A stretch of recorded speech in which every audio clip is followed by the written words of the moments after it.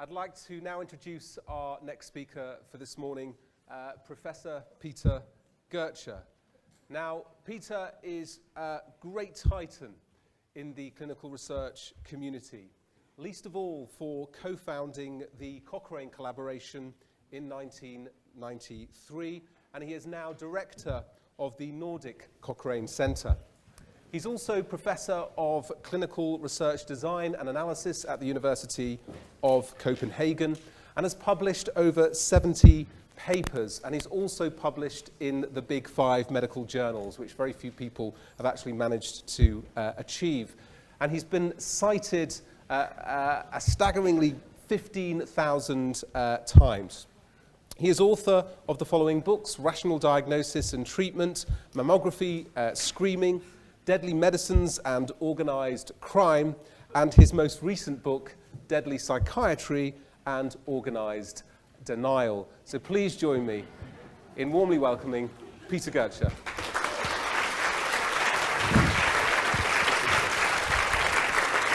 Thank you so much.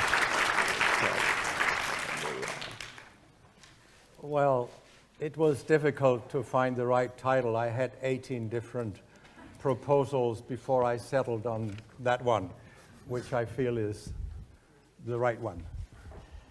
Okay, I'm a researcher, and the views I present today do not represent those of any organization. They're, of course, mine, but they are based on science. They don't come out of blue air, thin air, that's what you call it. Now, it's depressingly easy to get a diagnosis of depression. In America, they say that 10% are depressed at any given time, but it doesn't take much to be depressed. If you have less interest in doing things you usually do in 8 days out of 14, plus one additional symptom, which can be difficulty sleeping, difficulty eating or overeating, which most Americans do, or running around more than usual, which could be because you just got a big grant for your research. But apart from joking with it, it's that serious. Imagine a boy whose sweetheart left him. How do you think his next 14 days will be like? Miserable. He can't sleep, he can't eat. Bingo, you have a diagnosis of depression. What happens next? He will likely get a pill if he looks up a GP or a psychiatrist. Now, one of the things that have been criticized a lot about DSM is how they look on bereavement. In the DSM-3, you were allowed to feel sad for 1 year before you got a diagnosis of depression. Then it became 2 months, and then 2 weeks. So I wonder, why not 2 days in the next edition? And of course, doctors are not like that. Do you really think that they sit with a sad person and say, well, let me look up in the DSM? No, you need to wait another 10 days before I can give you the pills. You will get the pills immediately. That's how it works. And why cannot the psychiatrists get enough? I hear them complaining about they have too much work to do. Yes, because they turn a lot of temporary problems into chronic ones with their drugs. Of course they have too much to do. If they use drugs far less, I think we would have enough psychiatrists. Now, do they have any benefits? There was a huge FDA meta-analysis of 100,000 patients in placebo-controlled trials. Half of them were depressed. And what the FDA found was that 50% responded on drug and 40% on placebo. Now, when I tell psychiatrists that these are poor drugs, then they say, well, they are perhaps not that fantastic, but then the patients benefit from the placebo effect. This is not true, because to know what the placebo effect is, you need what? An untreated control group. If you don't do anything, most people would feel better after some weeks. That's not a placebo effect to do nothing. So what happens in a placebo group is not a placebo effect. Very few people understand this elementary methodology. It's not. Okay, but is the effect correct? No, it's not. The effect is measured on highly subjective scales like the Hamilton Depression Scale. So one of my senior researchers collected all trials in the world literature in all diseases that had a blinded and a non-blinded observer. And why did he do that? Because these trials are not adequately blinded. Most patients and doctors will know whether an active drug is used or placebo, because active drugs have side effects, dry mouth, blurred vision, whatever. So the blinding is not good. So therefore he wanted to see what if there is no blinding, what happens? Well, what happened was that the effect was exaggerated by 36% on average, measured as odds ratio, by the non-blinded researchers. And these trials mostly use subjective outcomes. You don't blind a researcher if you are studying death, of course. That's not necessary. Now, what if the blinding has been broken for all patients in the antidepressant trials? Then the effect is 0. But it doesn't need to be broken for everyone, just to quite few ones. If it leads to misclassification of the outcome, then the 40% becomes 45, the 50% becomes 45 if it is broken in rather few people. So there is no effect. Here is one of the most important Cochrane reviews ever made. It's made by Joanna Moncrief, psychiatrist here in the UK, and her colleagues. Since these trials are poorly blinded, they looked at trials that had actually been blinded, namely by adding a substance to the placebo that gives you side effects. This is called atropine. It gives you dry mouth, like antidepressants, so it's a good thing to do. And what did they find? Omitting the trial with an implausibly large effect, they found a standardized mean difference of 0.17, which I converted to 1 on the Hamilton scale, which goes up to 52. That's nothing. The effect is gone. A German psychiatrist looked at what is the minimum change that can barely be perceived by people. That's 5 to 6 on this scale. So 1 is actually nothing. And the bare minimum that can be perceived as a change is not clinically relevant. Because you can see light at the end of the tunnel, it doesn't mean there is enough light to read a newspaper. And you can see the same about these bare differences, minimum differences people can perceive. Now, why were the trials so old? They were from the 60s mainly, because placebo trials are done by the drug industry. They are not so foolish that they put something into the placebo, because then we could all see that the emperor has no clothes. Then they couldn't sell drugs to us.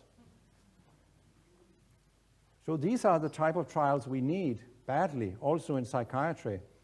But even those trials that were not adequately blinded, what did they tell us? They were biased, but what did they tell us? In children, the psychiatrist said that, well, there is some minor effect, Hamilton of 2, but what did the children say? Hamilton 0.4, 5 times less. And there are other meta-analyses of these trials. They all show about the same. What about the old drugs? And in adults, not children, like amitriptyline, what did the psychiatrist say? Again, an effect of 0.25, which is really nothing. And what did the patients say? They don't work at all. Now, here is an important meta-analysis of 2 drugs, fluoxetine and venlafaxine, done by an American statistician who receives a lot of industry money and produces some very strange research again and again, not always completely honest. But here he wanted to see how quickly do patients improve when they get antidepressant drugs. And what you can see is that they all, on average, they were severely depressed because they had a Hamilton of 21. How long did it take before they came down to about 13, which means mild depression? Well, around 4 weeks or a little longer on drug. How much longer did it take if they got placebo? about 1 week. These trials were not adequately blinded. If they had been adequately blinded, the placebo group would have come to the same point in a couple of days, a matter of days. Is it really worthwhile to use drugs with a lot of harms to gain a benefit of a couple of days before you arrive at the same level of depression? I think definitely not. So everything I have, not everything, of course, there's a lot of flawed research, but the good research I have looked at tells me the same story. These drugs likely don't work for depression. It's all a fata morgana. Do you know what that is? No, it's out in the desert when you think there is a lake, but there is nothing. Mirage, that's French. I didn't know English people could speak French. All right.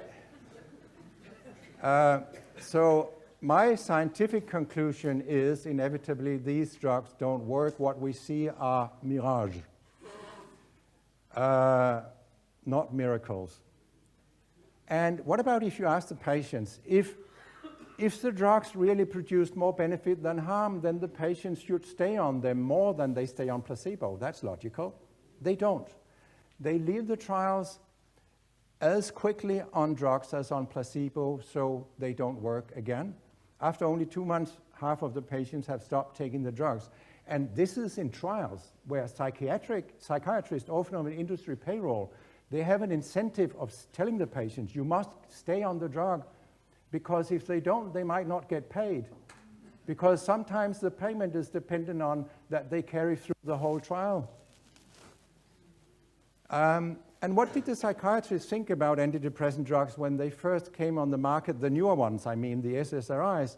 Well, the first big one was Prozac, which the German drug regulator deemed totally unsuitable for the treatment of depression. And when Eli Lilly's director in Sweden presented fluoxetine for Swedish psychiatrists, they laughed him out. How can you ever think you can get this terrible drug approved? But then he found out who the guy was who was going to write a report to the Swedish authorities about Prozac. And already at their second meeting, that guy, Anders Forsman, he said how many dollars it would cost to write a positive report about a drug he had laughed out some weeks earlier. This he did, and he did a great career after this corruption. He became assessor for the country of Sweden in legal matters, in psychiatric legal matters. So you can get away with it. Many doctors and patients think antidepressants work, but why is that so? It's because you are not well. You do something, some weeks later you are well. Then you make the error of thinking that's because of the drug. You confuse the spontaneous healing that takes place. So when psychiatrists in debates with me say, according to my clinical experience, these are very good drugs, I think your clinical experience is worth absolutely nothing because you don't know what would have happened if you hadn't done anything. There's no control. You can also ask, Hamilton scale has been much criticized. Why do we treat people with depression? To get them back to work and save relationships and all that sort of thing. Do they work on that? There are thousands of trials of antidepressants. I have never seen such a positive outcome in any of them. So either it has not been studied, or it was, and it was pretty negative and buried in company archives. What about sexual problems? They actually caused sexual problems in half of those treated who had no sexual problem before they started an antidepressant drug. Does that save intimate relationships that you destroy people's sex life? I don't think so. And an FDA scientist found out that the drug companies are routinely putting the blame on patients and their so-called diseases and not on the drug. For example, when females couldn't get orgasm, it was coded as female genital disorder. It's your problem, it's your fault, not our pill's fault. And Eli Lilly said only 2% become sexually disturbed, but there is good research. Here is a Spanish study. 60% of people who had a normal sex life became sexually disturbed.